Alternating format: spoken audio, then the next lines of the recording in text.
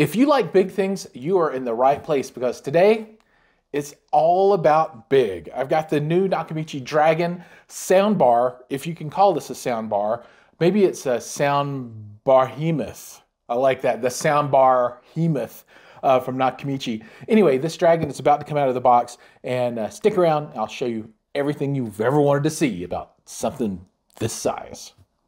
Before we get started, if you're into tech, hi-fi, or movies, be sure to push the subscribe button for new weekly videos. So I've got a full review video of this coming as soon as I get this thing taken out of the box and tested, but I just had to film this and make this part a video on its own because it's big. I mean, this thing is bigger than the table, right? Not that this island is huge, but you know, most things are smaller than the island.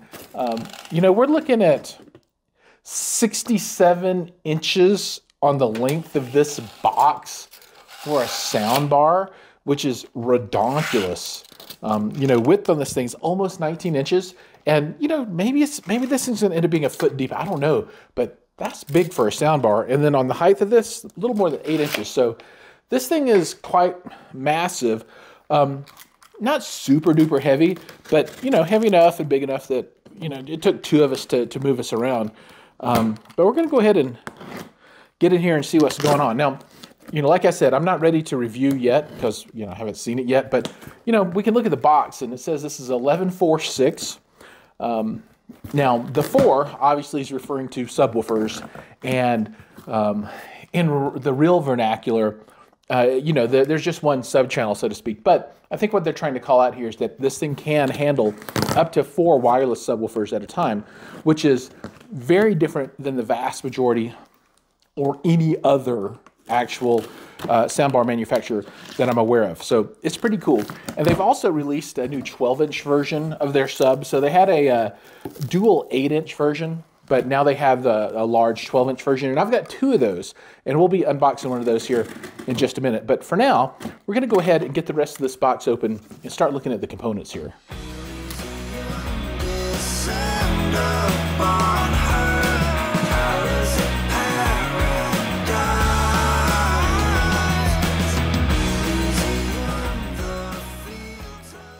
With the main box out of the way, man, this is crazy. So there's one little black box, and then this looks like padded reading materials. Okay, let's this has got my interest up now. I mean, this is completely like any other soundbar packaging that I've ever seen. Oh, look at this. This is like a book. I mean, it's like a padded notebook, Nakamichi branded.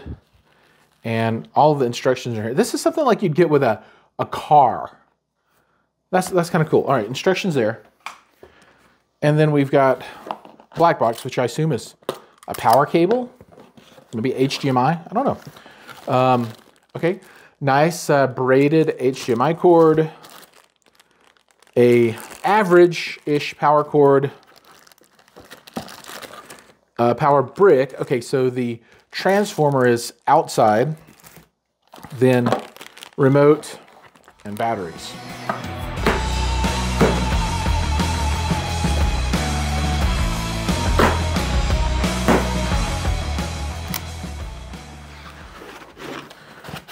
All right, let's see if I can tilt this up so you can see. So this is going to come in a nice bag, and the actual soundbar itself is not nearly as large as the packaging. So almost half the width of the box is going to end up being packaging, which is good because at this price point, and I think we're like at somewhere in the 5,000s for a full kit, you want this thing protected and not to be damaged. And I think this is well protected. All right, Drake, the producer, is going to come in and help me get this out of the styrofoam now.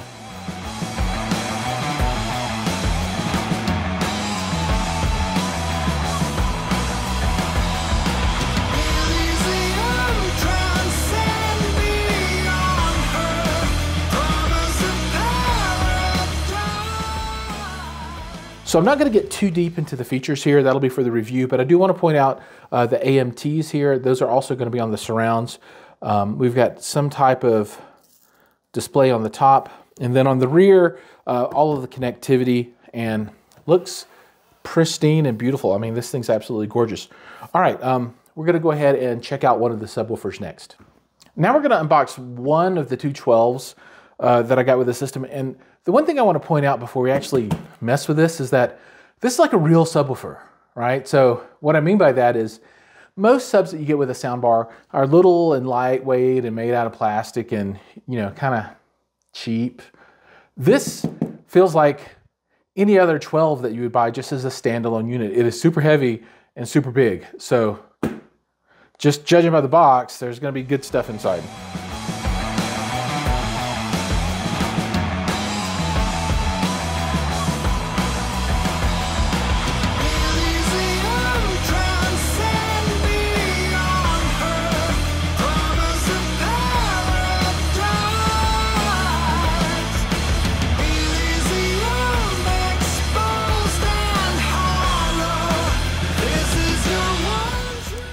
All right, so let's unleash the dragon here.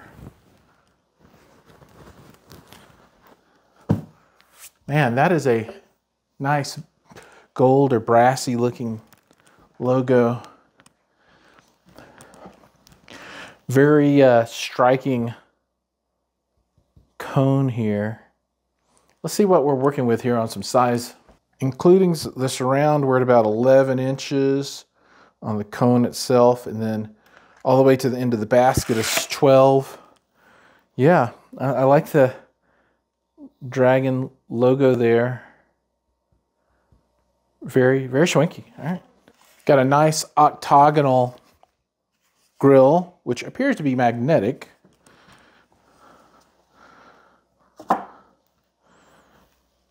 That's a thing. Look at that. That's kind of cool. They've put a lot of attention to detail in this. Look at these rounded edges too. Now it's a vinyl wrap, which is fine, right? Little bit of texture to it, little shiny, and then big feet here on the bottom. On the rear here, we have a pairing button, power, and ACN, and that is it. So I assume everything else is going to be controlled in some other way through the system. So maybe there's nothing else that we need to deal with, since this is a subwoofer for a soundbar. We don't need phase, we don't need crossover. It'll all be handled inside of the system. So yeah, just connect and power. That's it. Looks good.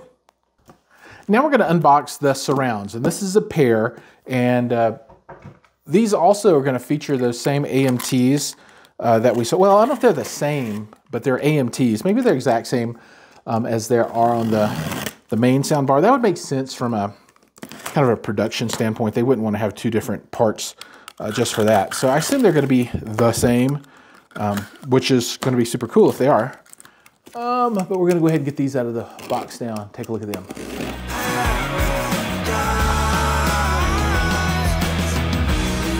Again, without a doubt, this is the best packaged soundbar I've ever opened. Just bar none. Okay, these are crazy. Okay, there is a lot going on here. There's a lot to unpack here. The accessory box contains two power cords, as that these are wireless. That's the only cabling that you need.